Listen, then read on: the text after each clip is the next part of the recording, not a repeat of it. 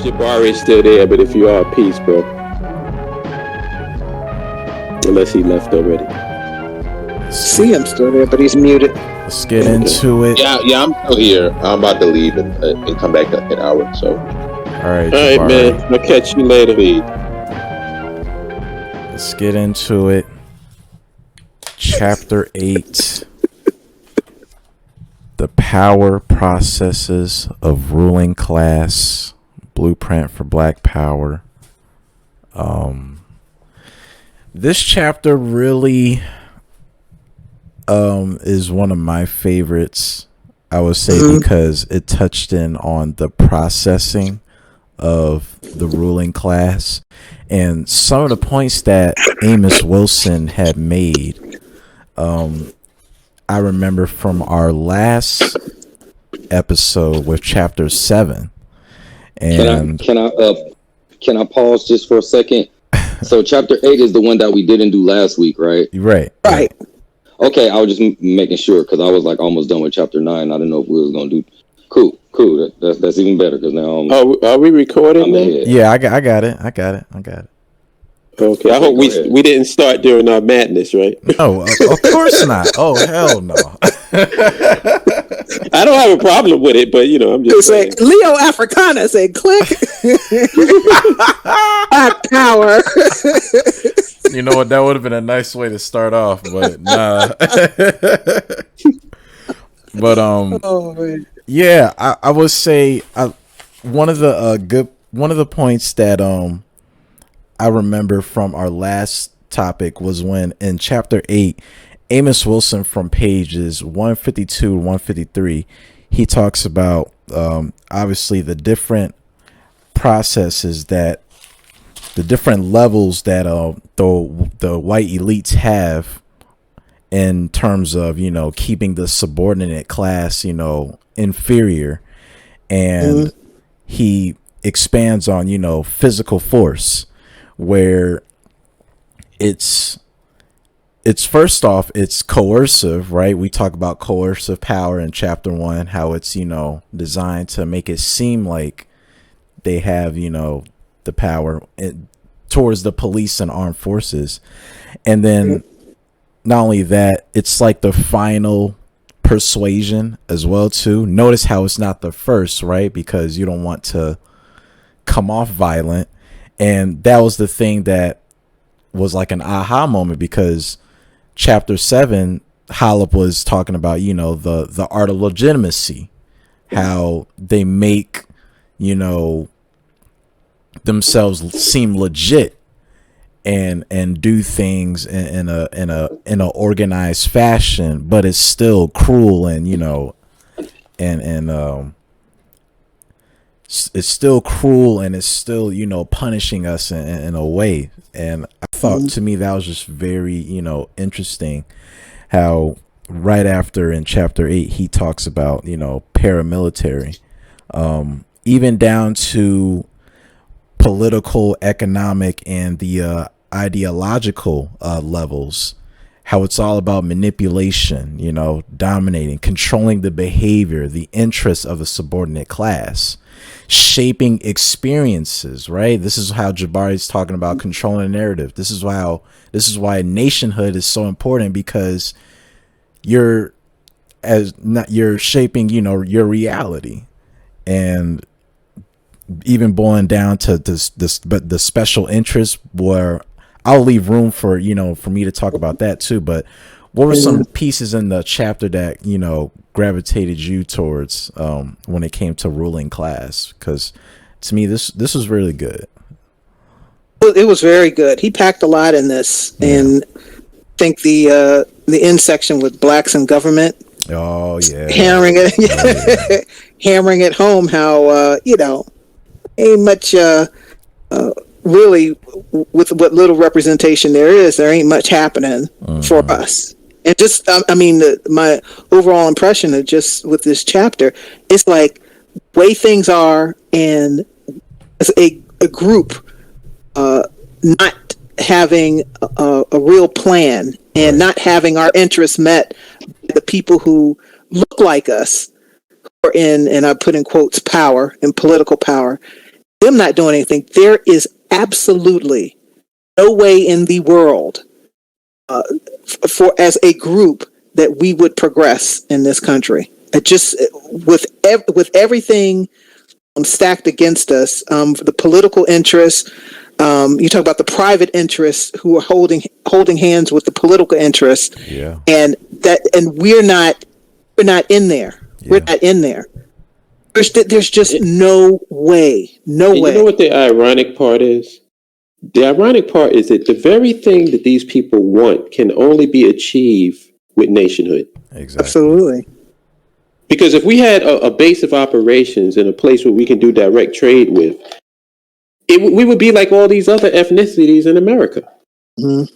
Like, do the Koreans need to have a nation within a nation in America? They could be in fucking neighborhoods. You know what I'm saying? They just have a neighborhood that they can control. It's like, you don't have to have some fucking state. Why is it that we can't? All we got to do is look and see what other people are doing. Yeah. Yeah. So the very thing that would enable these motherfuckers to actually have some type of substantial socioeconomic and political power in America is the very thing that they're fighting against. And that's the power of controlling the narrative. Other people have been for us, and even I think when we get on the right track, we get off that track because of the constant bombardment, advertising, infiltration. Just that I want to be a part of this. I don't want to do my own thing anymore. My people, I don't want to separate out. I want to be a part of this. Even that nation within a nation thing is you're still trying to be. Yeah, you're kind of trying to be. You're not trying to get out of here. Right. Not thinking about you're still here. You're literally still here.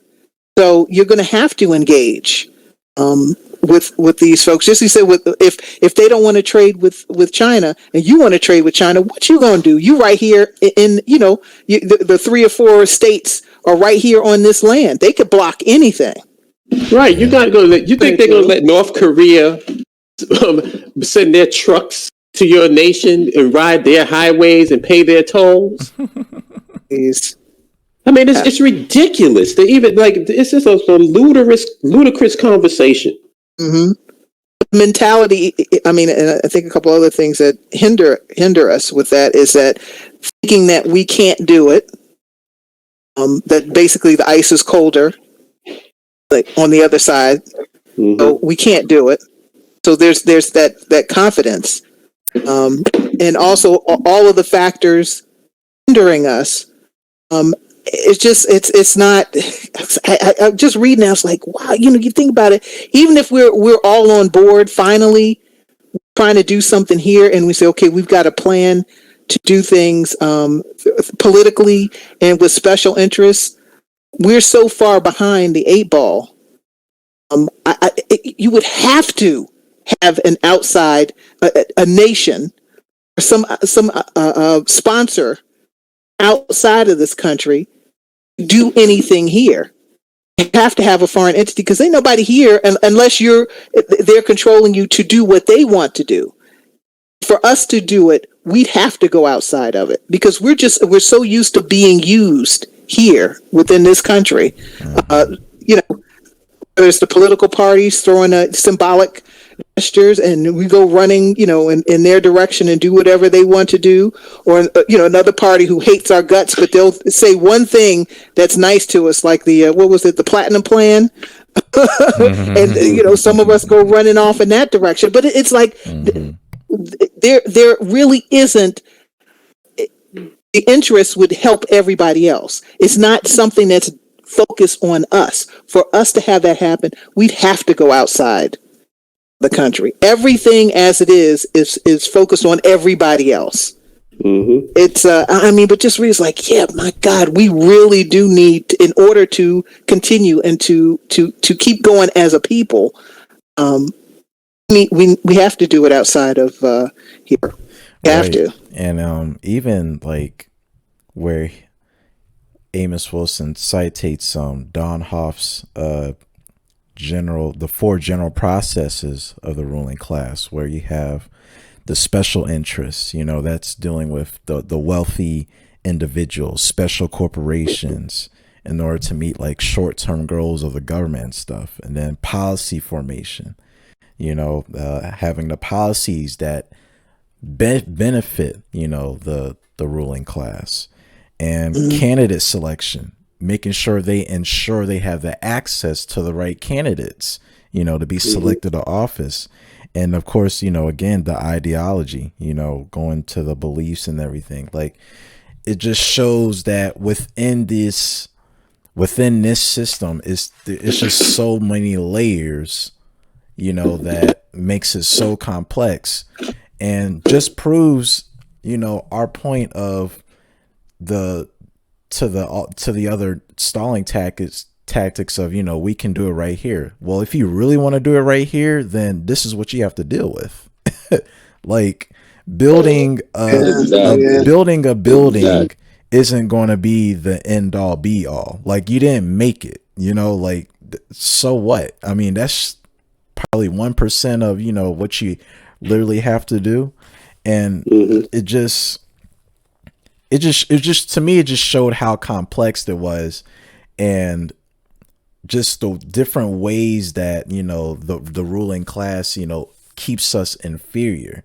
And also too, like, I even like the oh dear, what was it? It was still going with the special. Even when they talk about the lobbyists and the committees, how they report like what's going on legally, but really it's like the back end stuff. Like, it kind of reminded me of House of Cards, where you had Seth, who kind of reports of like, what's going on in the presidency, but obviously Frank Underwood and Claire got something totally different going on and shit like that. It's so grimy. It really is. But the way that it's dressed up, it's just, it's crazy. Well, that stuff. I'm sorry. Go ahead, Emoji. Well, what I gather from it was how grossly out-organized we really are. That's what I gather from it. Yeah. And when you think about it, like, we are stuck in, like, we need to vote. When then people, they're so organized that they know they put people who they want to in the Senate, the Congress, the presidency. That's where they at in private groups, in private think tanks that's not even public, where you don't even know who these people are. Literally. Like, basically a whole shadow government, while we sit up here talking about what is Biden going to do, and Trump and Trump and Trump. Instead of getting, just like I've been saying the last couple of times that we've been talking, like, why isn't all these groups who so-called going for the same thing, why aren't we having like monthly conversations, like a representative from each group talking about what kind of shared vision we have? Even and that's just on some do it right here. If you want to make things right up in America, we got all these different groups and organizations, and none of them are doing nothing together.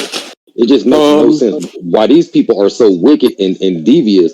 They think about the future of their race and their country so much that they have secret meetings on top of already being in control, though. They doing it just in case. This is the reason why I feel I'm a valuable asset to BAIO. Because what you just described, we've already done. I've already done it.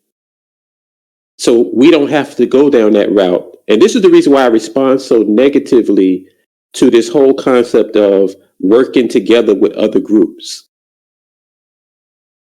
There's a reason why I respond the way that I do, is because I know the truth. The truth is, these groups don't want to do shit except live here in America and make money off of our misery. And a lot of people are uncomfortable with that, but it's the truth. They ain't working together.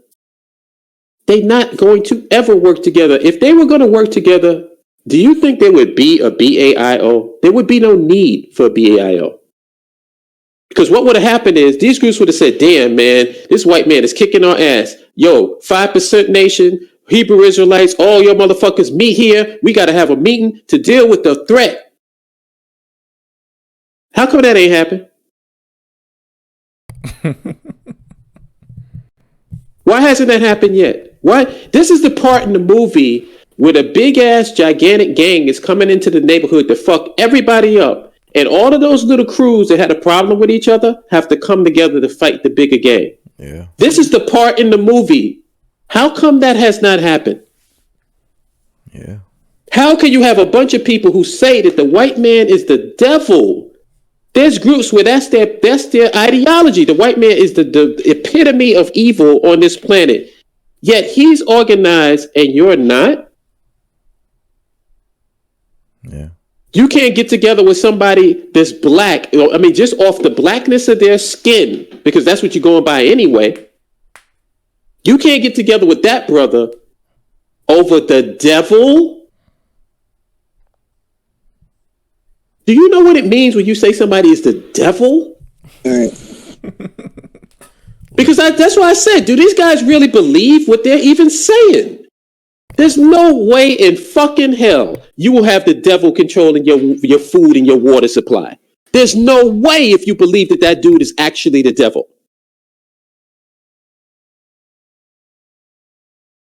They paranoid about a fucking jab? Now all of a sudden you paranoid of a fucking jab where you've been eating this food, drinking this water, and all the shit in this society. Now all of a sudden the jab is that's a bridge too far for your black ass. That's why I said, man, I'm just so fucking tired of niggas and they bullshit, man. It's like, when are we gonna get serious? Yeah. And Amos knew it, man. Amos knew it. Like, y'all ain't seen nothing yet. We just scratching the surface of that book.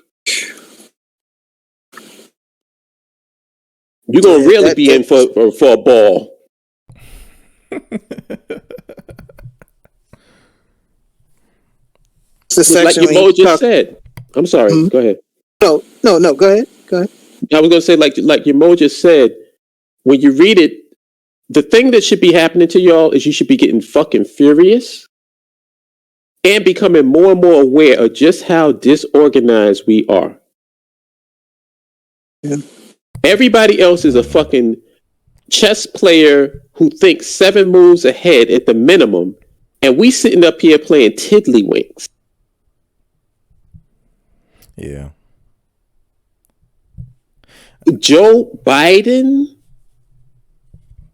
Why are we talking about if Joe Biden got in or he didn't get in? What the fuck does it matter? Yeah. What does any of this shit matter? Yeah. Need to be thinking about doing for ourselves. Yeah, we're thinking about if Trump gets in or Biden gets in. That shows you just how politically immature we are. Yeah. We're like fucking babies, and these motherfuckers is playing serious. Like I said, they're in the MMA ring. We slap boxing. Yeah. And then we wondering why we getting our shit broke up.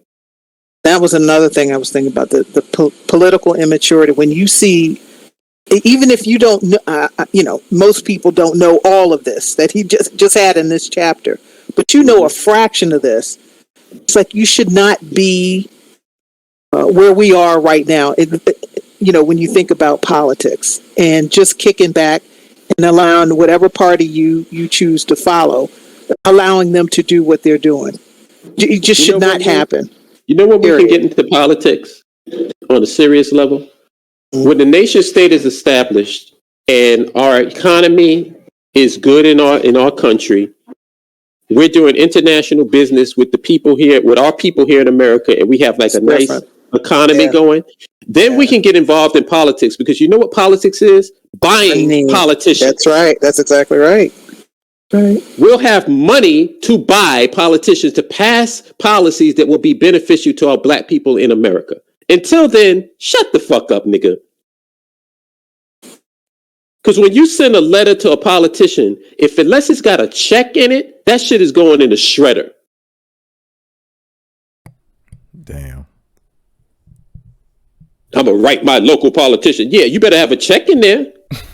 You think they read? You think these people are actually reading this shit? They open that mail, see if there's any checks, and that shit goes in the shredder. I know this because I used to work in that shit. But these stupid asses are thinking that my voice counts. Your voice don't mean shit, nigga. What matters is money. Yes. And I mean, it was a long time ago, but I got just a little taste of that being in when I was temping. Mm-hmm. And the job that I was temping, it was just simple data entry. It was one of the many. And it's like, okay, I'll be here for, I think it was going to be a 2 week long stint. And I walk into the office, and their bathroom, more opulent, I think, than most homes. And it was a pack. And on the list, they had representatives and senators. It was on Pennsylvania Avenue. Representatives and senators listed at meetings every day.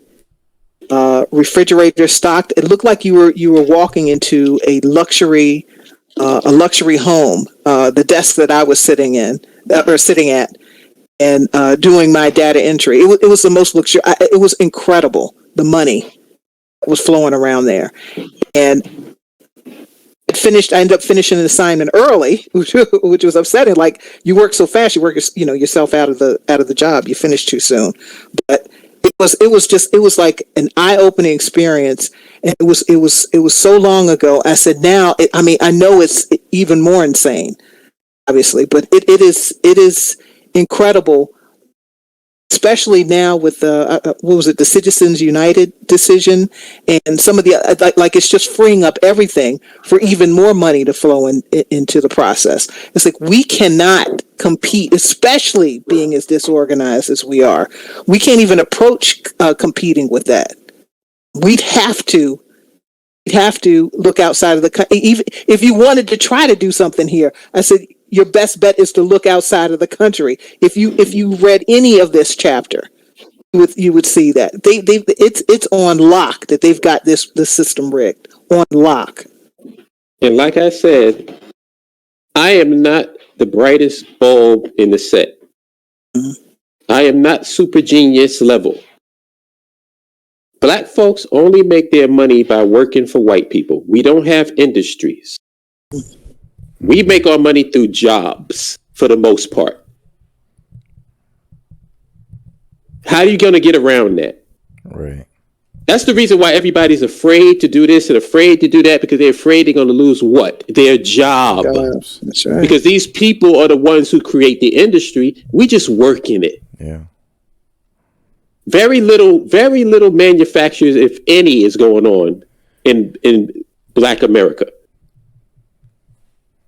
I don't know. Maybe last time I checked, there was 0 television stations, and maybe they added 1 or 2. I don't know. Black Run. We don't generate our own wealth. We work. Our basic form of income is from labor. Right. Now think about that. Who's squeezing us out of that market? Other minorities. Right. People that's bilingual. And instead of people looking at that and saying, well, damn, how can we prepare for the future? Maybe we need to have a situation. If we're in Liberia and we're rebuilding Liberia, that's creating jobs. Literally. If Liberia is up and running, somebody here in America can have direct trade with our nation state. That's creating entrepreneurs. It's a no fucking brainer. And this is the reason why I get so irritated, because whenever I hear, well, we know there's different approaches to this, and we can't all do the same thing. Some people want to do this, some people want to do that. You know what I hear when I hear that? I hear Negro stalling tactic. That's all I hear. I hear it sounds like Charlie Brown's teacher when I hear that shit. Oh no. It sounds like niggas is making up fucking excuses so that we don't focus on one goddamn thing. Listen, when you're doing a production, you got to focus on one thing at a time and get it done. I can't do 3 screenplays at the same goddamn time. If I'm going to write a story, I got to work on that story, work to its completion, and then move on to the next one. Everybody's on this weekend. Everybody can't do this. Give me a logical reason why we shouldn't do it. Then I can maybe get down with your argument. But you notice nobody wants to do that. No, we just not all going to do the same thing. Maybe we don't all agree that 2 + 2 is 4. Hey, I mean, that's just a difference of opinion, right? Mm-hmm. If you don't want to agree that 2 + 2 is 4, I'm expecting you to give me a counter argument that makes sense. All right. And if you can't do that, nigga, you're stalling. You're just trying to throw shade on what we're doing so that we can't do it.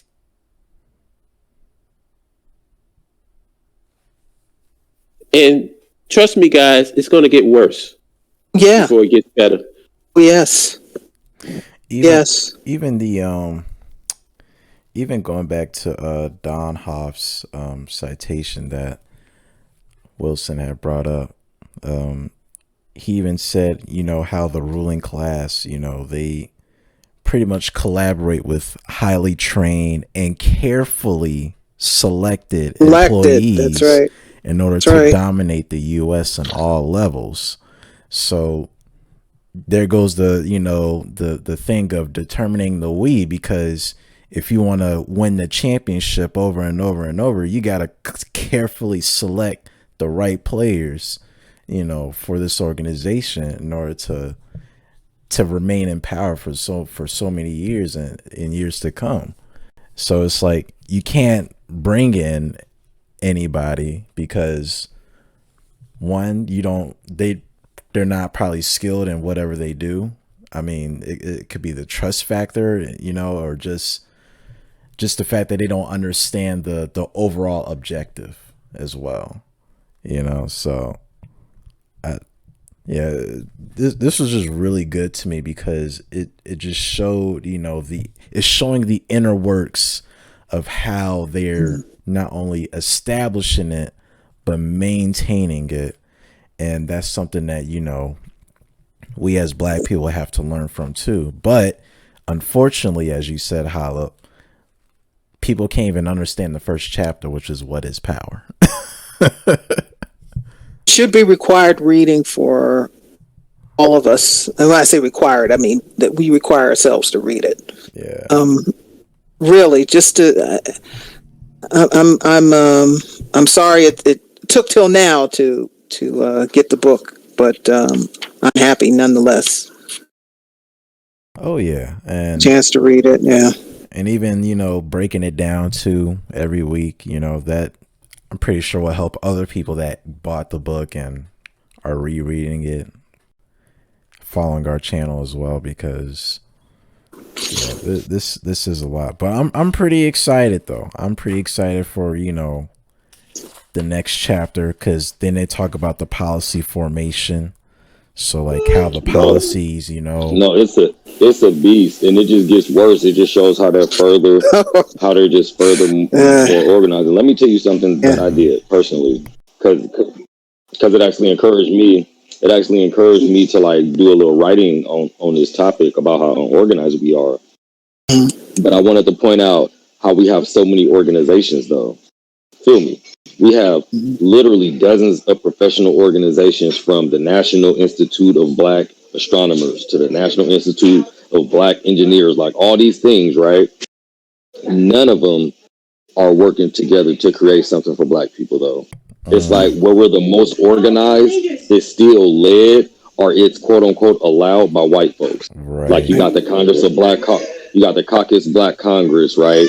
You got a bunch of stuff in DC. You got the NAACP. You got the National Urban League and stuff like that. All of those get their monies, and Dr. Wilson speaks on this. Here. Most of the prominent ones get their monies from the federal government, so from white. Here. So they're already handcuffed. They're already handcuffed, right? And they already got their agenda, which is really just to keep that door opening and closing, but never busting it down, and better yet, building our own home with our own doors. So it's just nuts how we got so many organizations, yet we're still so unorganized. It is wild. It's really irritating, actually. But the focus is 100% staying put. And I think, Moji, I think you had said this earlier when the terminologies become, instead of unity, it's equity, and I forgot what the other word was. Equity and inclusion. Inclusion, yes. Equity and inclusion. That's right. That's what we want now. We don't even want and that's to so unite for ourselves. We want to further integrate with them. It's really nuts. It's I mean, and it's constant. It's pounded. It's pounded on equity, inclusion, equity, inclusion, equity, inclusion. Yeah. Even I forgot it was one part in the chapter 2 where they talked about, the history of just, all the moves that's been made internationally and stuff with Eisenhower and Nixon and stuff like that. I was going to mention that. Yeah. It was to me it was the fact of the I forgot. I think they said they had like a round table talk or whatever, but business round table. Yeah. I was like even they got their own red table talk, No, that's just in private. Yeah. And then to the second government within the government. So it's like again layers and layers that comes with this nation building, and it just people, as Hollow said, the more I'm reading it, especially this chapter, I'm just saying to myself like, damn, there's a lot of people that just don't understand what comes with this, and so those two even impressed me as well, just the process of it. But my bad, Helena, you were saying something. No, you're right. I'm laughing because that I was going to mention that earlier. Just looking at that when he was talking about with the Eisenhower administration, and it opens it paragraph with after the war, the Eisenhower administration sought to undo the creeping socialism, puts in quotes, of the New Deal by handing over to private corporations vast offshore oil preserves, government-owned synthetic rubber factories, public lands, public power, and atomic installations, some $50 billion worth of resources and enterprises. And again, when I talk about us, our people, when you've got that, the government literally, and it's not specifically focused on us there, but our interests aren't met with them doing this. We'll put it that way. It's not. That's what we would have to be fighting. And we're talking about, even if we're organized, talking about an incredible task to try to match this. Right. And it would require not working inside of this, this current setup. It's too stacked. The cards or whatever, the deck is stacked against us. It's not in our favor at all. So it's even if you'd want to ultimately do something here, if that was your mindset, do it here, you would need to look elsewhere, get help, because you look at what you're dealing with. Yeah. And the most important thing is, how are they able to give these corporations anything if they don't have it? Mm-hmm. The only people that can do that is a nation, a government. That's right. They have a government working for them. Mentality is that this is there you go, Hollop. That's key. The mentality is, this is our country. We built it. This is our government, and it's not noodled through. It's not. No, think about what you're saying. You have to have special laws, and you have to have this and that happen in order for you just to be equal. And again, in quotes, equal in your government, in your nation. If this is your country, why would you need all that to happen? Remember that video I did called White Affirmative Action? Yeah, I remember that. That's straight from the Blueprint for Black Power. White affirmative action. They only have a problem with giveaways and set asides for other people. Mm-hmm. But they gave away shit and gave away land at dirt cheap prices to white people. And guess what? Guess what, Helena? When we have Liberia under control, guess who we gonna give land to? Guess who we gonna give contracts to? it's going to be a whole different story. Yeah. Yes. Indeed. Indeed. Just in the table that he has in here, talked about going back to the founding fathers. The founding fathers classified by known economic interests. Immediately, that's what I'm saying. It is historic. I thought it was the core three. I thought it was, from what I was taught, I thought it was Franklin, Washington, and Jefferson. Yeah. But then when I saw this chart, I was like, oh, yeah. This is the real founding fathers. A little bit I knew, but nothing like this. I mean, it was amazing. The real estate and land speculation, lending and investments. Look at the long line. Of course, Washington's in there. Mercantile manufacturing and shipping interests, plantations and slave holdings. It's amazing. It's absolutely amazing. I said that it's free money for these founding fathers, and you're talking about us competing as as out there as we are now, without any organization, anything close to what they have. On the private side, on the government side, we have our folks who aren't looking out for our interests. So it's like I don't know how any of us, if you're just looking at this chapter, could think we could do it right here. Yeah. A miracle would happen, would occur to make that happen, because that's what you need. Right. You guys are reading The Blueprint for Black Power as a part of your book reading club. I'm going to take a wild guess that we're the only people doing it. I'm going to take a wild guess and say that. I believe that too. And that's sad to say, but I literally believe that people are not hip and don't want to be hip. Right. They'd rather read Ta-Nehisi Coates and Michael E. Dyson and shit that keep telling you to pray and shit to get better. The little bit that you've read of Amos Wilson, compare him to that. Yeah, but that's the type of training that we're going through.